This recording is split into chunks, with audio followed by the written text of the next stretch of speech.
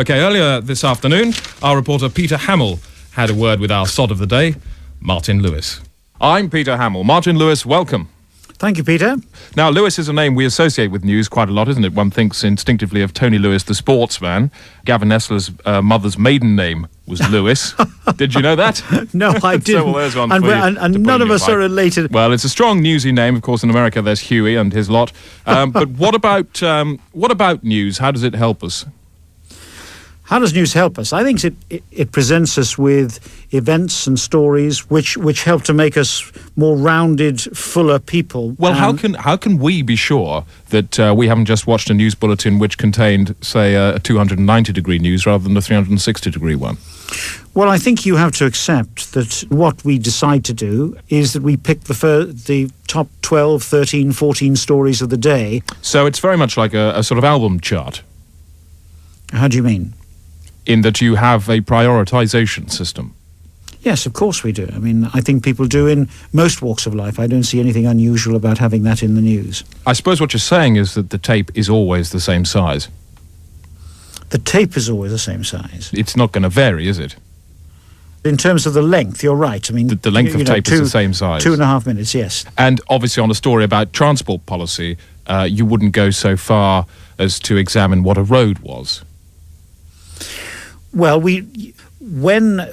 if a story is complex, then it helps to provide all the explanation you would need, as though someone was picking it up for the first time, because for one reason or another they haven't been listening for the previous 4 or 5 days. And this is the sort of thing that Newsnight perhaps would do that the main bulletins wouldn't. Oh no, the main bulletins would as well. We would explain what a road was. We would explain. Yep. We would explain what a road was. Now, this is a book aimed at showing young people what to do. Particularly impressed here with the cross-referencing in the book. Who thought of that?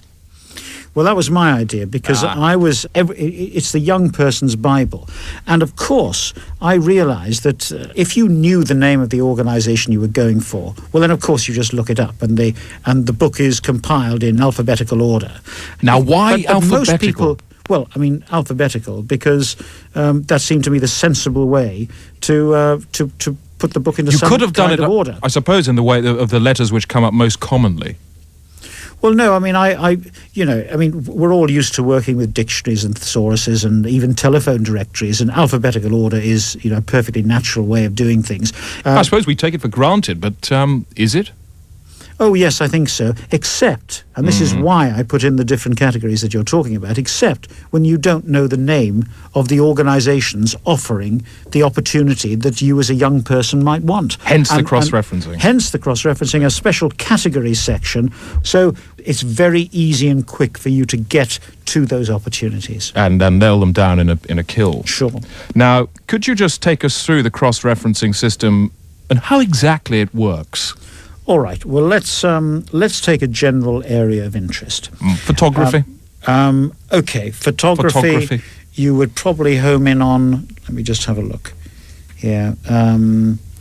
You would. It could be sport and leisure. Well, let me just test it. Okay. Well, first of all, you would look under F.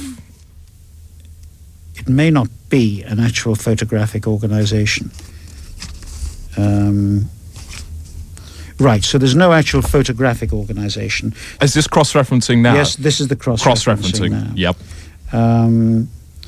It's not under there. It's under... something else. Further educational training and vocational training. I would suspect that if people were looking for a career in photography, that there would be something there. Film and TV, The Way In. No. 197. And this is cross-referencing now. Yeah, absolutely. Yep, brilliant. I mean, this is the whole point, that it doesn't there are work. 500 organisations represented here, and it doesn't work. Some of them are quite wide in their embrace, in their remit. And the great thing actually is that while you're using the cross-referencing system, you can skim through and find out about things that you didn't actually know about. Kibbutz Volunteer, right. Ockenden Venture, I see here, the Sean Ryder Foundation. Sure. That might be quite fun for young people, I suppose. Yeah, sure.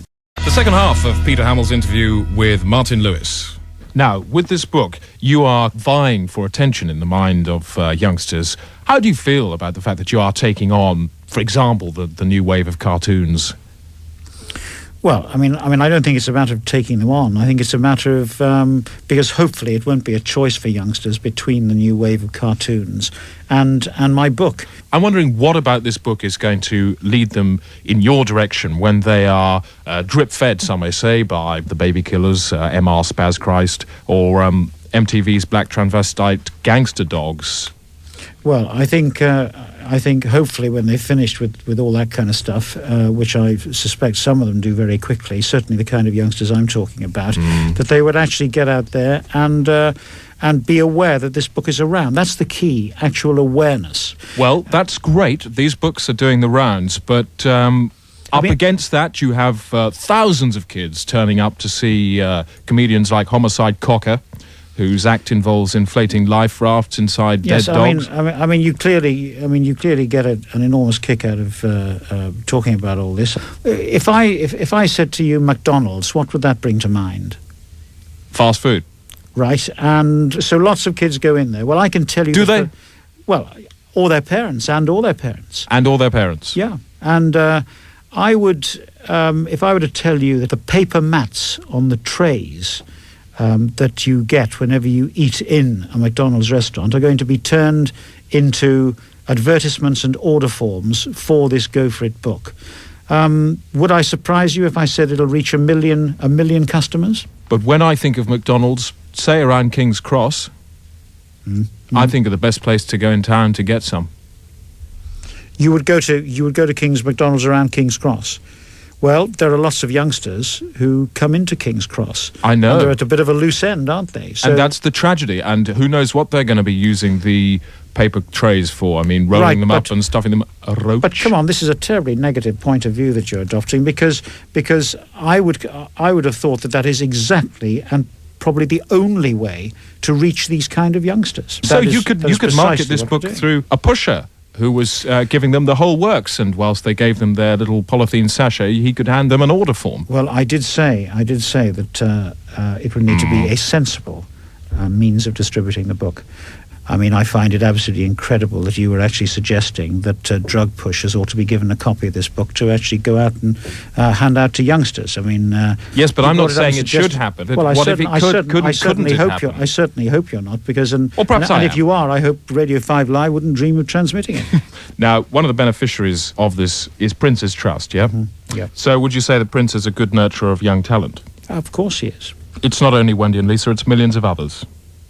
It's not only who? The two little girls. I'm sorry, who are Wendy and Lisa? They were beneficiaries of Prince about 1989.